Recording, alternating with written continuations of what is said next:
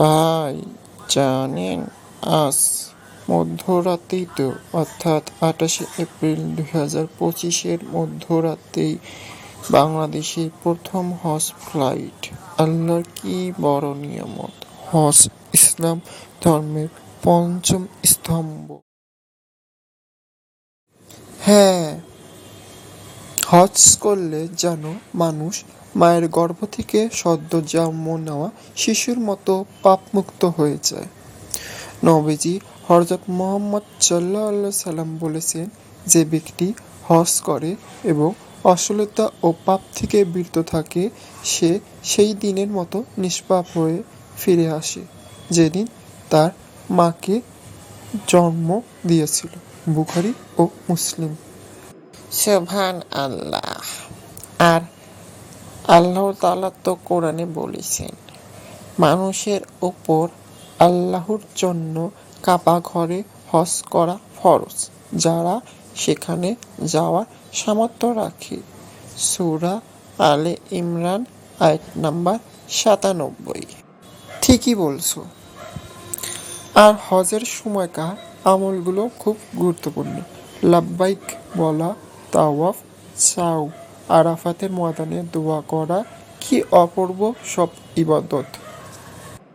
ভাই জানেন, এখনকার বাংলাদেশ সরকার অর্থাৎ ডক্টর ইউনূসের সরকার হজ যাত্রীদের জন্য নতুন এক অ্যাপ চালু করেছে, লাব্বাইক অ্যাপ। এর মাধ্যমে পরিবার পরিজন সরাসরি হজ যাত্রীর লাইভ লোকেশন দেখতে পারবে। ও সত্যি তাই নাকি? মাশাআল্লাহ, তাহলে তো পরিবারও শান্তিতে থাকবে, প্রিয়জনের খোঁজ সহজে পাবে। হ্যাঁ ভাই, দাঁড়াও তোমাকে একটি ভিডিও দেখাচ্ছি। পবিত্র হজ পালনের উদ্দেশ্যে সৌদি আরবে থাকা প্রিয়জনদের সার্বক্ষণিক লোকেশন আপডেট এবং খবর জানতে ডাউনলোড করুন লাব্বাইক অ্যাপ। লাব্বাইক অ্যাপে হজ যাত্রীরা আরো পাবেন ফ্লাইট ও হোটেল আপডেট, হজের প্রতিটি ধাপের নির্দেশনা, জরুরি সহায়তা নম্বর, 24/7 ভার্চুয়াল হেলথ সাপোর্ট এবং কোরআন গাইড। এক কথায় পুরো হজ সফরটা এখন অনেক সহজ এবং প্রযুক্তি নির্ভর। ভাই, এখন তো হজ যাত্রী আর পরিবার দুই পক্ষই শান্তিতে ইবাদতে মনোযোগ দিতে পারবে।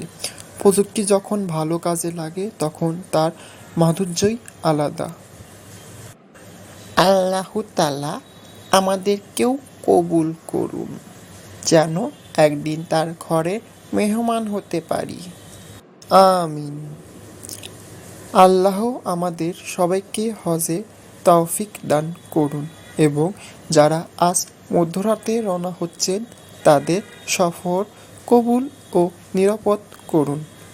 لبيك اللهم لبيك لبيك لا شريك لك لبيك إن الحمد والنعمة لك والملك لا شريك لك لبيك اللهم لبيك لبيك لا شريك لك لبيك إن الحمد والنعمة لك والملك لا شريك لك لبيك اللهم